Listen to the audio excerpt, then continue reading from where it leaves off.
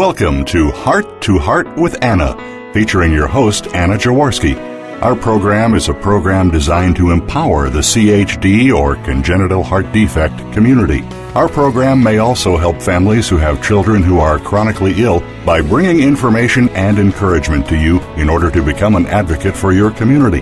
Now, here is Anna Jaworski. Welcome to Heart with Anna. I am Anna Jaworski and the host of Heart with Anna. We are in Season 8 of Heart with Anna. Our theme this season is care for adults with congenital heart defects, and our show today is considerations for non-cardiac surgeries for adults with congenital heart defects. Our guest today is CHD warrior David Franco. David Franco is 49 years old and was born with a ventricular septal defect, or VSD, pulmonary stenosis, and congenitally-corrected transposition of the great arteries. At the age of 5, David was sent to the University of Alabama, Birmingham, to have his VSD closed by Dr. John Kirkland. He also received an implanted pacemaker. David had a second open-heart surgery at 27 to replace his pulmonary valve and add a pulmonary conduit, allowing for more oxygenated blood going through his body. The surgery was successful, but David suffered a stroke during this procedure. He also received an implanted cardioverter defibrillator, or ICD. Since 2006, David has undergone 3 separate major surgeries that were not cardiac in nature. In all 3 surgeries, he had to get cardiac clearance from 2 separate cardiologists, his pediatric cardiologist and his electrophysiologist, due to his ICD. 2 of the 3 surgeries required general anesthesia, so a pediatric anesthesiologist was also consulted. Welcome to Heart with Anna, David. Thank you very much for having me, Anna. I'm very glad to be here. Well, first of all, welcome back. I'm so happy to have you back. My longtime listeners may remember you from when you were on a show in Season 3, and you were on with Carol Raimondi talking about living with cc-tga. That's right. I had a wonderful time sharing my experiences and actually listening to Carol's story with a transposition, and it turned out that it was very similar to mine. It was a great experience. Yeah, it really was great. Like you, my son has also had operations aside from his open heart surgery, so I'm glad you can come on today and talk to us about non-cardiac surgeries and the considerations that we have to take. So can you tell me about the first 2 non-cardiac operations you had, what they were, and how old you were when you had them? Certainly. Believe it or not, I made it till the age of 38 before I had a non-cardiac surgical procedure.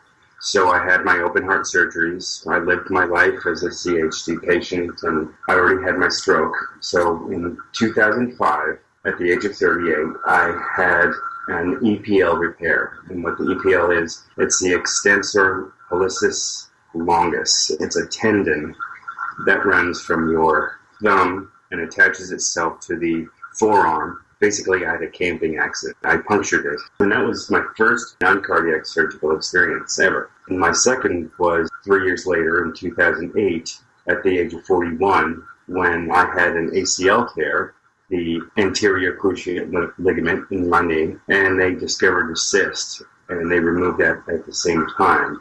Again, both of these surgeries were later in my life after my open heart surgeries. I'm not including my dental procedure, which I had my wisdom teeth removed.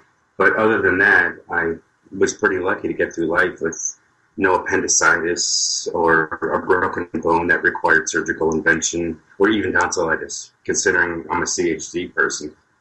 Yeah, that's actually fairly remarkable, David, especially since you're a guy.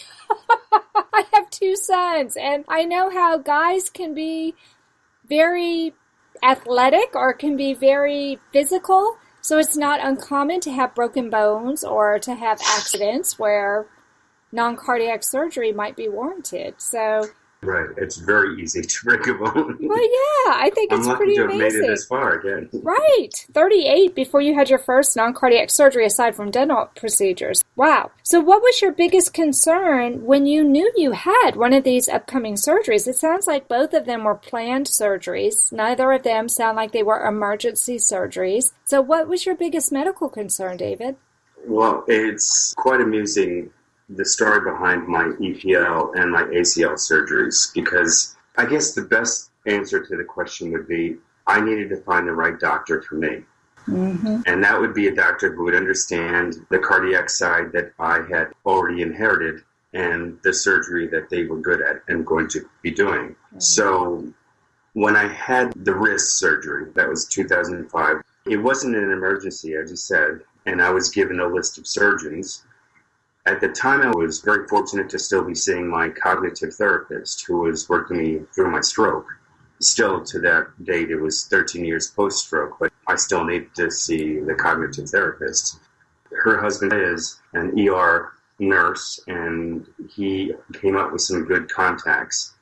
I found a great hand surgeon who was a former plastic surgeon, and that really put me at ease. So I think finding the right surgeon for your situation is the most important thing.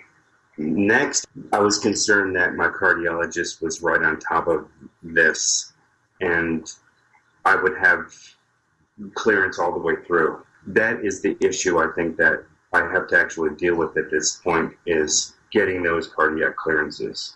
Making sure the surgeon who cuts me knows what they're doing with not just with their surgery, but also with how to take care of me as a CHD patient. Right. And I think that's a really good point. And luckily for you, you live in a big city. You live in Austin, Texas, so you have a lot of surgeons in that city that you could actually choose from. I think it's a little bit more difficult when you live in a smaller town like what I do to make sure that you have the right surgeon. You might actually have to travel to a bigger town, wouldn't you think, David? That's true. And in fact, even in a larger city like Austin, I've had a problem, and I'll explain with my ACL surgery. I tore a ligament playing basketball or running, and I went to the ER, and it was an emergency, so they gave me referrals. And the referrals, I chose one of the three doctors that they gave me. Well, it turned out that this doctor ordered an MRI for me. And I said to the doctor, I can't have an MRI. The doctor walks out of the room. I guess he spoke with one of his colleagues. He came back in the room and he said, I think you need to see someone else. So even in these large cities, we have doctors that are not aware of our situations. To be honest with you, I was astounded that he did not know I could not have an MRI because of my defibrillator. Right. So That seems kind of fundamental. And it can easily pass by if I didn't mention anything, which I think insulted the surgeon, and that's fine. I had to look out for myself. Certainly wouldn't be good to have an MRI in my situation, especially 10 years ago. Right. It's good that you were well enough aware of what was going on that you could be your own advocate and let them know, wait a minute, this isn't going to work. So I was wondering if you had any complications from your surgery. That could have been a major complication, but you prevented that, so that was good. Does that mean that you decided to go to a different city to have that ACL surgery? No, I did not. I chose a doctor who my brother had seen, and because I had developed a relationship with the doctor, my brother had a knee surgery by the orthopedic surgeon, and because I drove him, I kind of struck up conversations. We got to know each other, and he knew me, and that's how it fell into place. It might have been a stroke of luck that it happened that way. I'm glad it did, certainly, because I found the right guy to do the right thing. Of course, I still had to jump through hoops to get the actual cardiac clearances because he really wanted to rush the surgery and get it done ASAP. But I did go to a surgeon here in the city. I just had to do my own little research. Okay. So you had those two surgeries. Were there any complications from those surgeries? I had no complications. The reason for that is simply following the doctor's orders. Now, granted, something could happen out of the blue that causes a complication that has nothing to do with the way I reacted after surgery or something I did after surgery. Something could happen, yes, but in my case, I had no complications. I will say, though, it was just a long rehab. That's another thing I attribute to my rehabilitation from the whole non-cardiac surgery was the fact that I did do the rehab. And I know a lot of people who have surgeries, let's say on their knees or on their wrist, like I did, don't go to rehab. I couldn't do that. I would have to go to rehab. I couldn't move my hand after my first surgery. And it took the therapist to actually get me to physically move my hand. Although it was painful, it was certainly worth the price and the process that I went through. Well, right, especially since those of us who know you're a musician. You need your hand.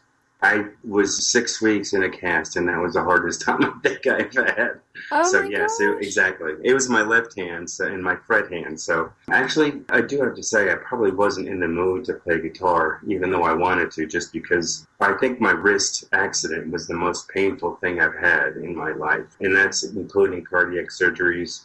The hand seemed to be so sensitive, and that spot where I actually penetrated and cut the tendon, they would have to massage in rehabilitation after the surgery. And they called it the zinger spot. And I tell you, every time they would touch that, I would feel a lightning strike from my toes all the way to my spine. Oh, ouch. So I don't mean to be too graphic, I'm sorry, but that's what happens. It was... Right. The complications don't happen if you seem to want to go through it. I really was very persistent, I suppose. Wow.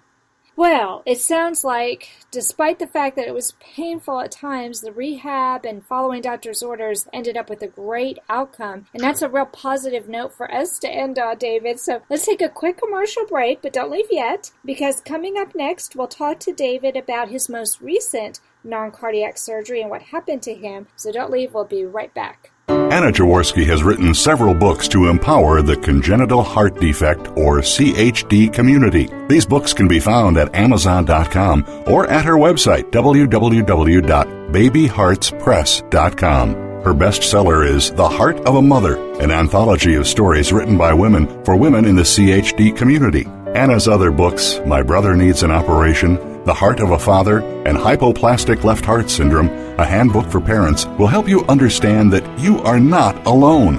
Visit babyheartspress.com to find out more. Welcome back to our show, Heart to Heart with Anna, a show for the congenital heart defect community. Today's show is Considerations for Non-Cardiac Surgeries for Adults with Congenital Heart Defects. Our guest is CHD warrior David Franco. He is a congenitally-corrected transposition of the great arteries survivor, and he lives with an ICD. We've been talking to David about 2 non-cardiac surgeries he's had, but now I'd like to turn my attention to his most recent non-cardiac surgery. So, David, tell us about your 3rd non-cardiac surgery and what it was, why you needed it, and how it turned out for you. My 3rd non-cardiac surgery, and hopefully my last, was an inguinal hernia, and it was on my left side. And it was actually the most serious non-cardiac surgery I think I've had, only because it was actually in the gut. I was very concerned. It started out as just a pain, and it developed where I knew it wasn't just a pulled muscle. So I went to my primary care specialist. They directed me immediately to the emergency room for a CAT scan. And the CAT scan showed, although the hernia hadn't been strangulated, in other words, the intestine hadn't slipped through the musculature, I was very close to that. So they wanted to get me in surgery as soon as possible. As soon as possible being within 10 days or 2 weeks, wow. Which I did. And I did have a little bit of complications with that surgery. That was not general anesthesia. That was actually through a scope. However, because of my CHD, they were concerned about the gas they had to pump in to let the scope flow through without tearing anything. And my cardiologist got an anesthesiologist from the Children's Hospital to take care of me. Fortunately, it was a pediatric anesthesiologist because he had to stop the surgery twice because the return blood flow from my leg wasn't sufficient. They put a tourniquet on my thigh, and he actually would hold the blood back so he could actually get the scope in. It doesn't... Wow, it sounds scary. Well, he wanted to go in through my belly button, which he did, and he went in through my left side. But because the anesthesiologist was seeing poor blood return from the leg, the surgeon opted to go in through the right side, so he didn't have to stop the blood as much on the left side and allowed the blood flow. So I had a lot of bloating, gas in my stomach, and although that does go away right away, I still had a lot of irritation.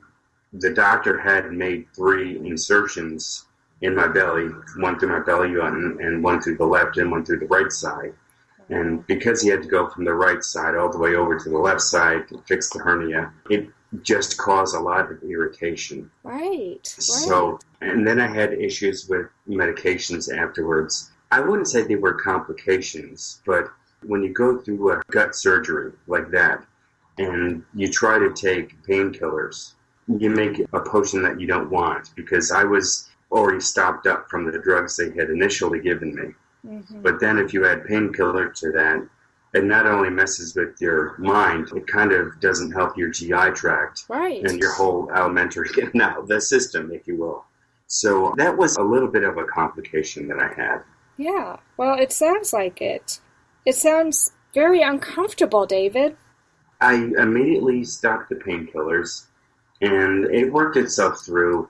It's a pain that I'm not used to. I don't really have stomach problems or gut problems. And when you have a pain in a different place, sometimes maybe if you sleep with it and you get a crick in your neck, or it's annoying. Right. So that's exactly just what it was. It wasn't too bad. It was mostly annoying. Right.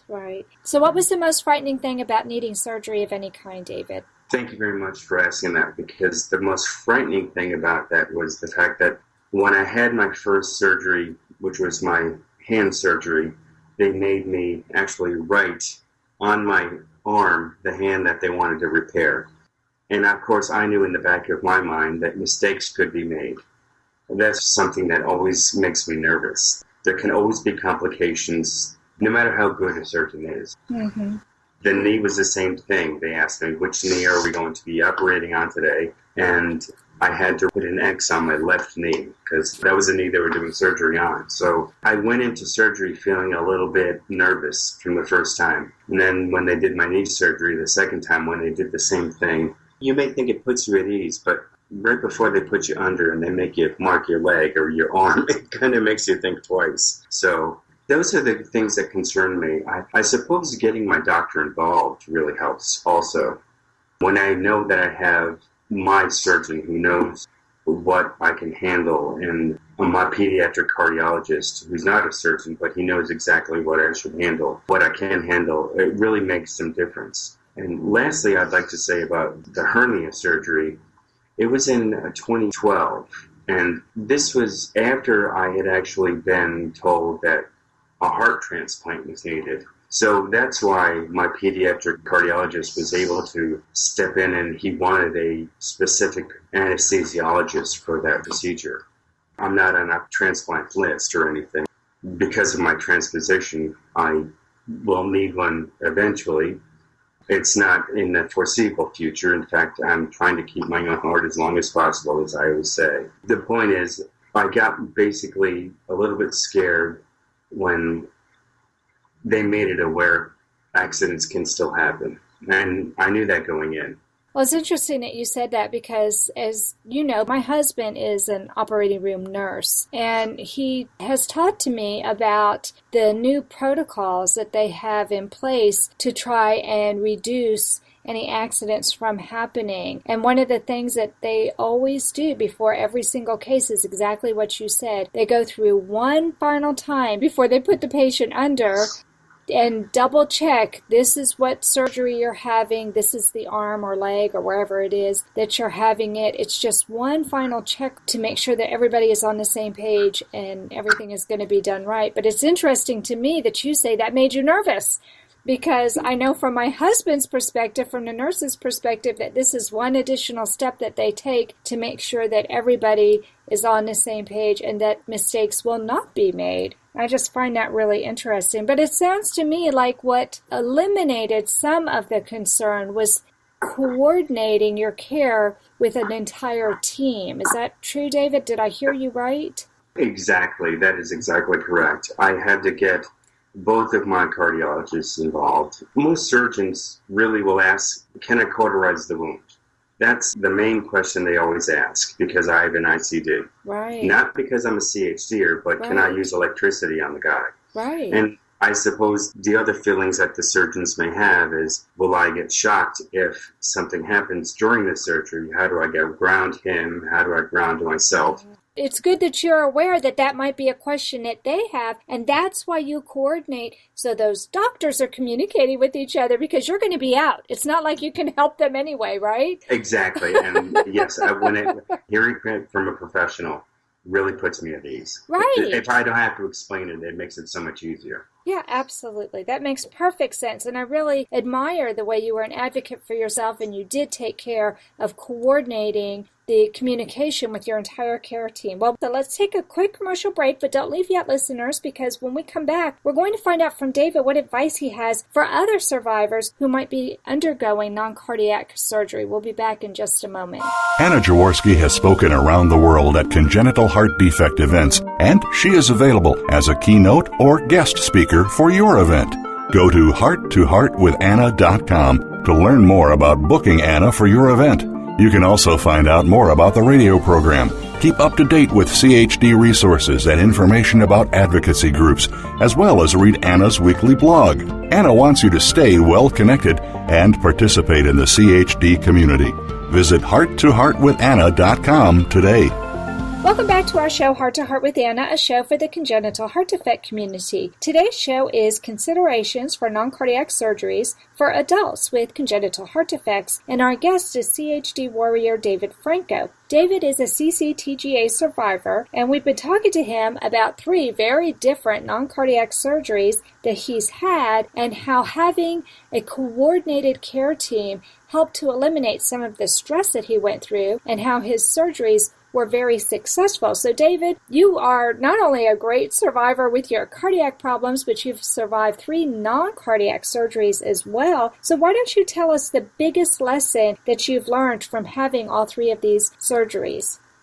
I'd just like to touch on the fact that, and we've mentioned it in our discussion, coordinating between doctors.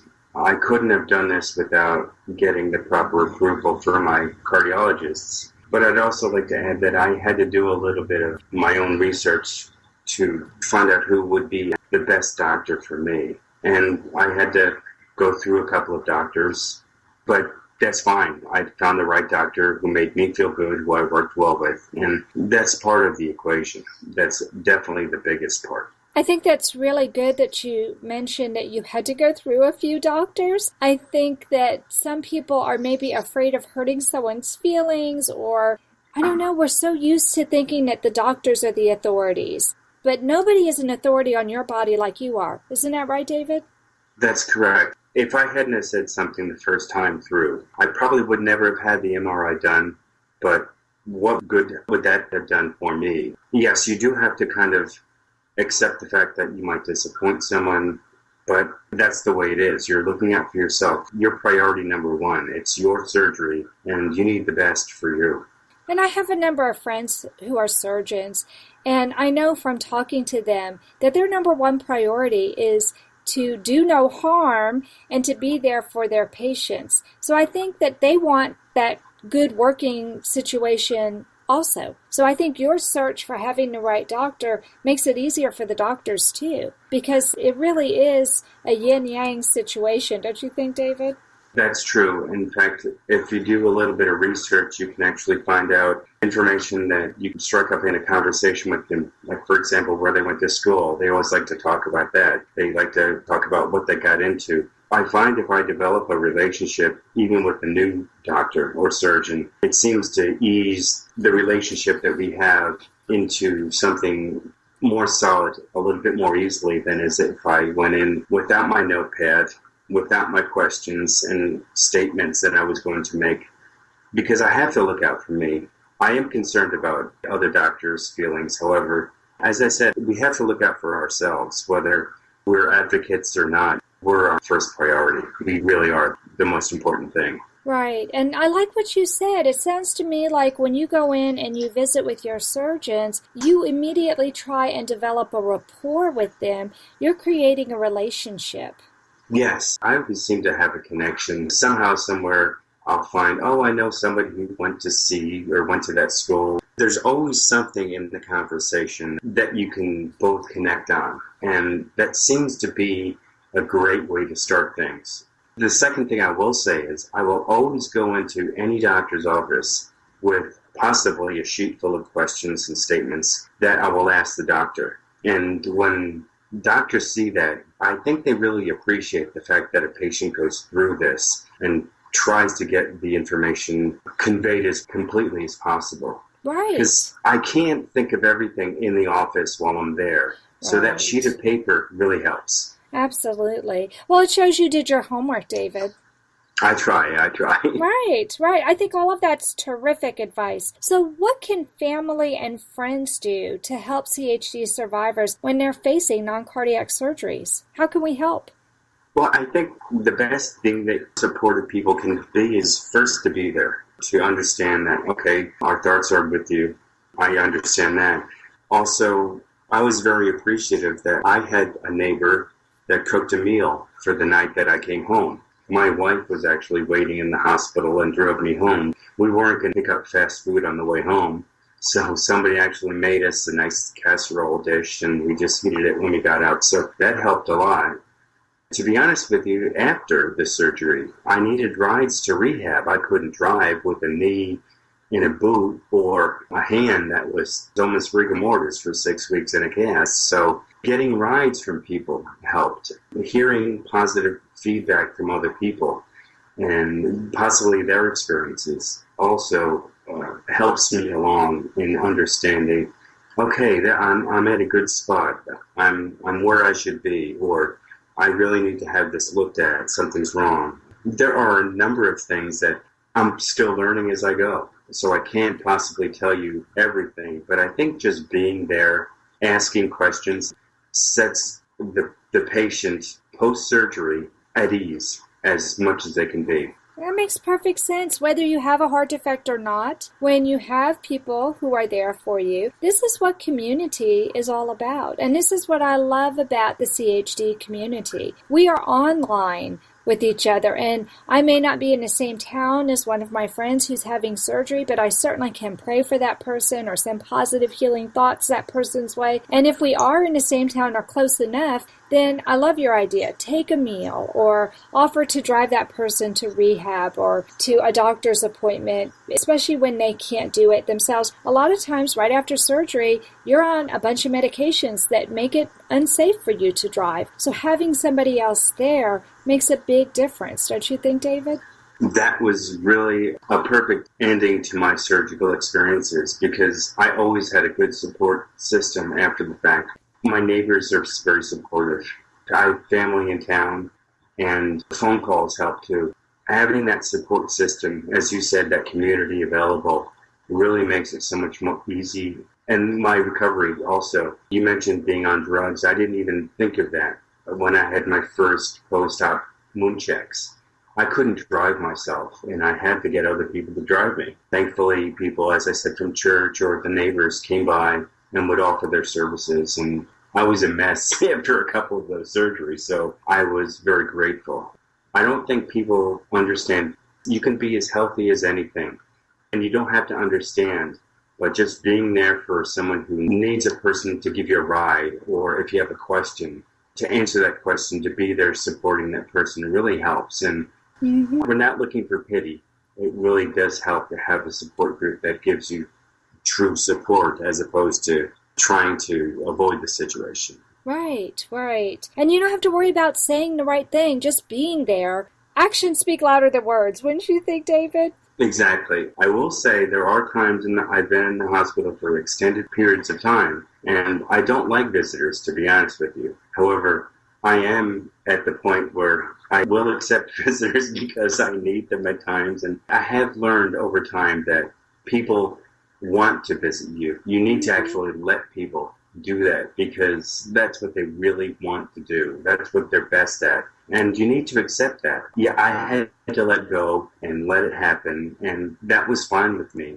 Right. Accepting help from others is very difficult for some people. And again, it's one of those things where you just have to let go, understand that it's what they want to do, and let them do it. I love that, because one of the things that I've learned as I've gotten older is that whereas it's very easy for me to give and give and give, it's not always easy for me to take from others. I don't know if it's because of my pride or my independent nature, but when you don't let somebody do something for you, you're preventing them from sharing their friendship with you. And when I started to see it that way, then I realized, wait a minute, I do need to just let go, like you just said, and let them do for me so that I can be there for them when they need me. Because it really is a give and take when you have a friendship. So I love that. I feel the same way. Yeah, I love that. And it is hard. It is hard to be vulnerable and let people do things for you, especially when you're very independent. But when we do let our guard down and we do let people in, then they can let their guard down with us when they need us. So it's a win-win situation. But that doesn't mean it's easy.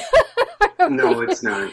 It's just a little bit out of my comfort zone. Right. And maybe a lot of people's comfort zones. But it's fine. It'll work through. Right. I think so, too. I think this was a great show, David. You shared wonderful experiences and some great advice. Thank you so much for coming on the show. Thank you very much for having me. I really appreciate it. Well, that does conclude this episode of Heart to Heart with Anna. Thanks for listening today. Please find and like us on Facebook. Check out our website, hearttoheartwithanna.com, and our Cafe Press Boutique. Follow our radio show on Blog Talk Radio and Spreaker. And remember, my friends, you are not alone.